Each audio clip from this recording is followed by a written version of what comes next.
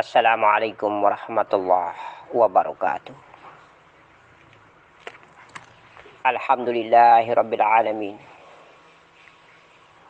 Alhamdulillahi rabbil arsyil majid. Alhamdulillahi rabbil arsyil karim. Ya Allah, ya jalali wal ikram. Allahumma salli wa sallim wa yubarik ala sayyidina Muhammad wa ala ali sayyidina Muhammad. Ya Allah, Zat yang mulia, Zat yang agung, Zat yang penuh dengan kebijaksanaan dan hikmah.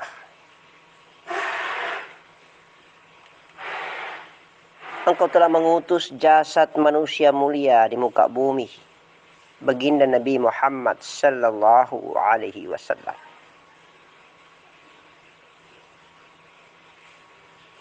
Insya Allah, Nabi yang mulia ini buta huruf. Nabi yang mulia ini tidak bisa membaca. Tapi dengan kebesaran dan kuasa-Mu, karena sumber huruf dan bunyi itu dari diri-Mu ya Allah, maka Nabiku, Datoku yang mulia dicintai oleh-Mu, dikasihi oleh-Mu dan disayang oleh-Mu, mampu membacanya dengan kekuasaan dan kebesaran-Mu yang tiada pernah terlepas. Wahai Zat yang mulia, darah yang mengalir, daging yang membungkus tulang,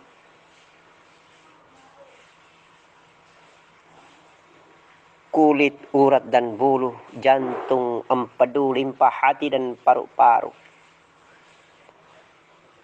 Semuanya berasal dari setetes mani dan sel ovum. Batang tubuh yang hina dina ini,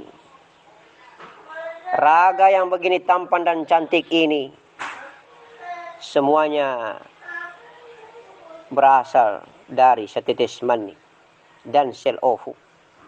Wa ja'alna min baini sulbi wat tara'ib.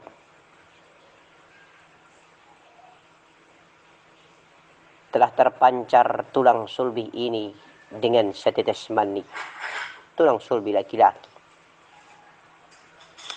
Allah, begitu mulianya Engkau mengukir setetes mani itu menjadi darah, merubahnya menjadi daging, menjadi tulang, menjadi kulit, urat, bulu, jantung, empedu, limpa hati dan paru-paru.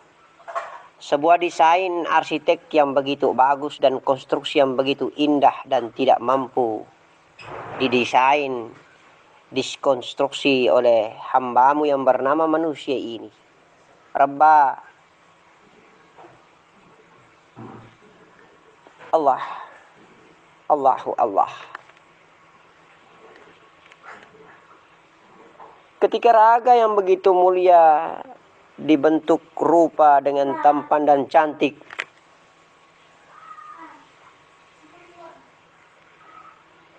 Allahumma salli ala Sayyidina Muhammad wa ala ali Sayyidina Muhammad, masih dalam keadaan beku, kaku dan mati, belum bergerak. Walaupun sudah sempurna profil batang tubuh yang indah ini, lebih indah bentuknya dari golongan jin dan para malaikat. Kemudian dengan hakiki tertinggi Engkau utus bagian dari unsur Zat-Mu, bagian dari kuasa kesaktian-Mu, bagian daripada sifat-Mu, bagian daripada diri-Mu yang Kau zahirkan sebagai sifat yang bernama Nur Muhammad, yang bernama Ruh Muhammad, ke dalam batang tubuh ini. Baru bergeraklah dia di saat umur 4 bulan 120 hari di alam rahim, di dalam kandungan seorang ibu mulia. Bergeraklah. Lalu ibu ini berkata, sudah bergerak anakku, wahai suamiku, sudah bergerak. Anak kita sudah bergerak. Suami bangga, bersyukur kepada Allah yang maha mulia, maka menciumlah perut istrinya. Sebagai tanda syukur, ya Allah, sudah ada kehidupan anakku. Itulah kehidupan. Telah ada nafas anakku. Itulah nafas. Telah hadir jiwa yang menyatu dengan raganya. Itulah jasmani dan ruhani. Jiwa, nafas, jiwa, dan cahaya ilahi. Nur Muhammad, Ruh Muhammad. Mari kita duduk sebagai manusia yang baik dan benar, yang telah masuk ke dalam agama Allah bernama Islam, yang mengikuti syariat baginda Nabi Muhammad sallallahu alaihi wasallam. Insyaallah, maka jelas kita menarik kesimpulan bahwa kehidupan ini adalah merupakan perantauan yang panjang. Kehidupan ini adalah merupakan perenungan atau tafakur yang panjang.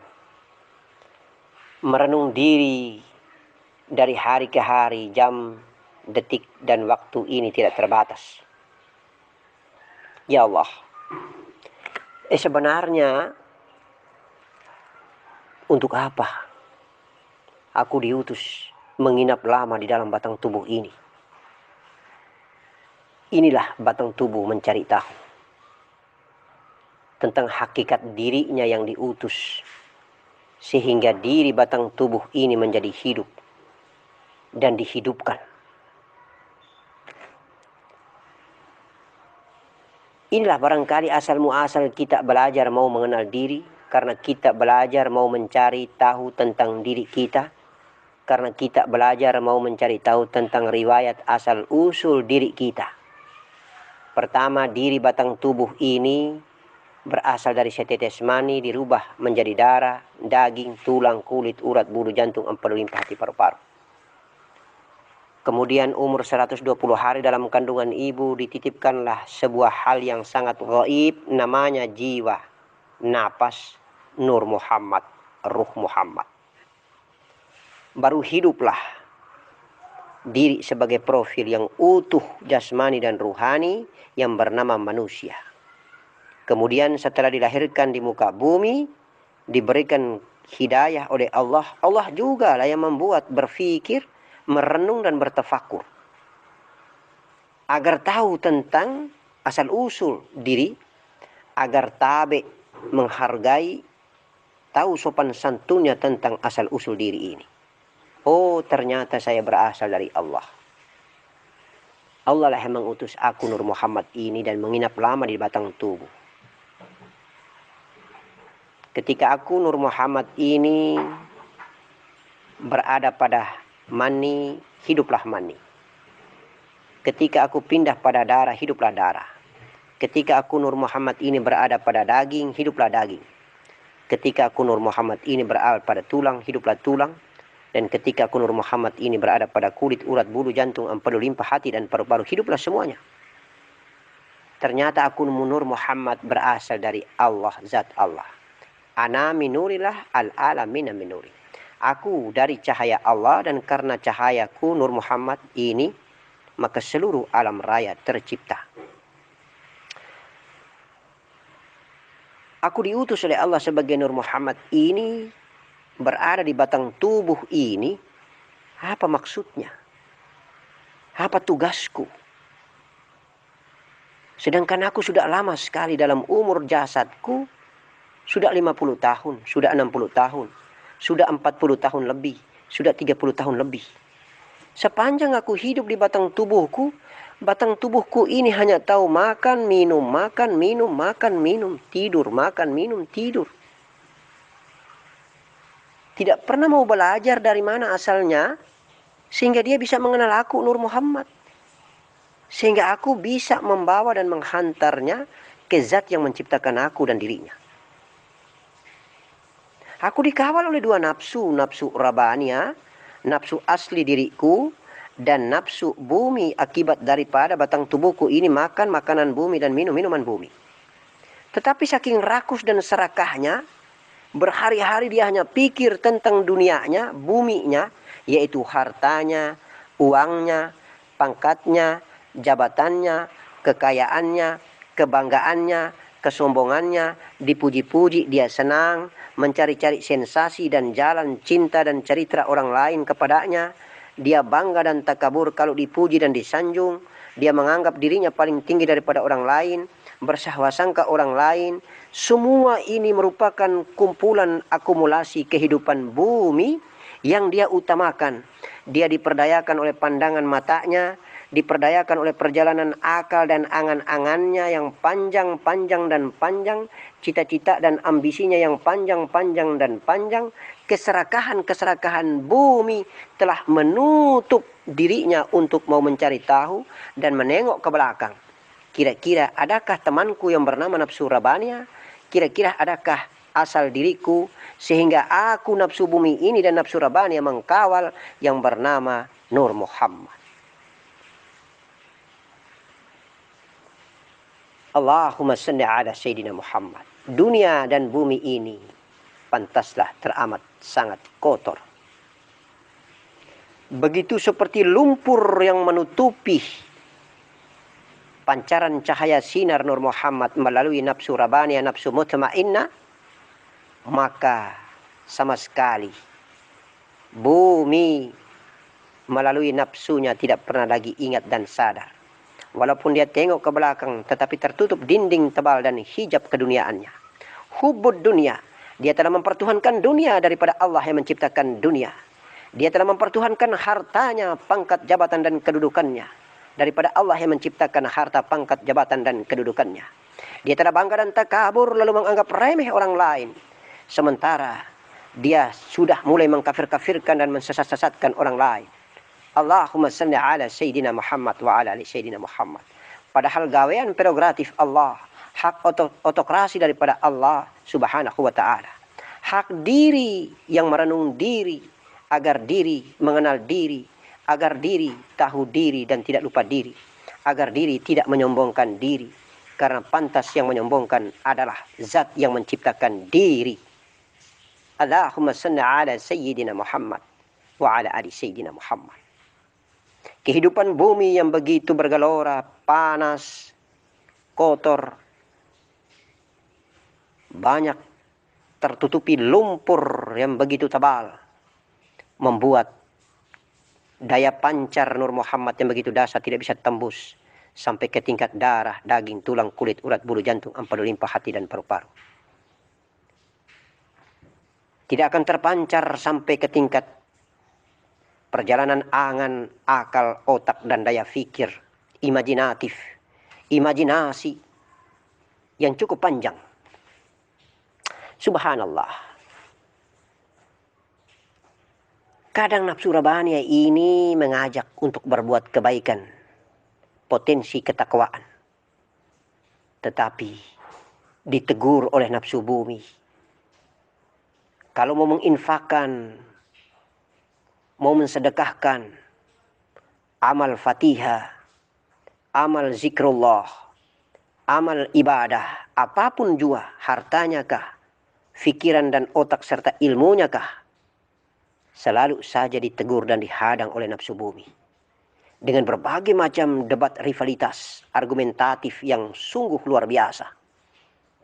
Akhirnya kadang dimenangkan oleh nafsu bumi, kadang pula dimenangkan oleh nafsu rabania. Itulah debat rivalitas. Hidup ini panjang dengan perdebatan rivalitas antara nafsu bumi dan nafsu rabania. Antara fujuroha dan wataqwaha. Antara potensi keburukan dan potensi kebaikan. Akallah yang berada di tengah. Karena Allah berfirman dalam hadis qudsinya, aku menciptakan mahaligai dada yang terindah. Di balik dada ada kolbi, di balik kolbi ada fuad atau akal. Di balik fuad ada sagofa atau budi. Di balik itu ada Nur Muhammad, ada rasa, ada sir, ada rahasia, ada aku, Allah subhanahu wa ta'ala. InsyaAllah.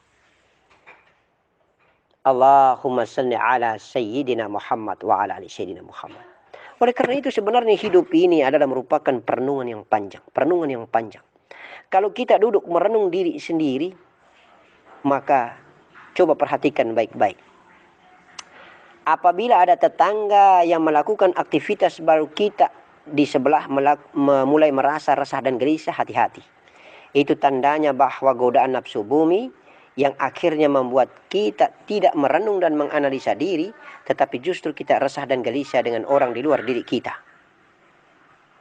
Tetapi kalau kita merasa resah dan gelisah daripada perbuatan-perbuatan kebaikan dan ibadah yang dilakukan oleh tetangga kita, maka insya Allah itu adalah hidayah. Contohnya kalau dia melaksanakan sholat, melaksanakan ibadah yang begitu baik, lalu kita merasa terharu, terenyuh di hati kita, tergoda di hati kita, ya Allah, apakah saya mampu seperti dirinya? Maka itu hidayah. Tetapi kalau tetangga sebelah memiliki pangkat jabatan, kedudukan yang tinggi, memiliki harta yang lebih, kemudian kita mulai merasa gelisah dengan keberadaan dunianya ini, maka hati-hati.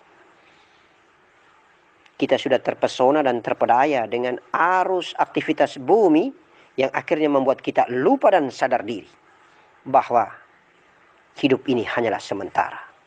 Pujian itu cuma sementara. Jabatan cuma sementara. Pangkat kedudukan sementara, harta pun cuma sementara. Ingat baik-baik. Apabila engkau infakkan, bagikan hartamu, maka hartamu tidak pernah akan hilang. Karena engkau hanya menitip saja hartamu pada orang yang kau infakkan. Sementara hartamu akan kau ambil kembali pada saat engkau meninggalkan dunia. Oleh karena itu Abah sering mengatakan bahwa dengan menginfakkan hartamu, maka deposito terbaik, simpanan terbaik di bank-bank Allah, di bank amal, di Baitul Mal, Baitul Zawriyah, Baitul Nur, Baitul Hakiki, Baitul Saru'ah, Baitul Zaunur, Baitul Zauhu, Baitul Samu'ih. Insya Allah di Al-Malakuti Ruh wa Al-Malakuti Nur. Disimpan dengan manajemen yang begitu indah oleh malaikat Zabania, dan pada saat engkau meninggal nanti akan diserahkan kembali hartamu yang telah kau titipkan melalui infak dan sedekah di muka bumi. Allahumma salli ala Sayyidina Muhammad wa ala ali Sayyidina Muhammad. Solatlah. Karena hanya ada bau, warna dan rasa. Ingat baik-baik. Hanya ada bau, warna, dan rasa dalam kehidupan material jasad ini. Dalam perjalanan pengalaman kehidupan bumi, hanya ada bau, warna, dan rasa. Engkau makan pun ada bau, warna, dan rasa. Engkau membuang tinja daripada sampah makanan pun ada bau, warna, dan rasa.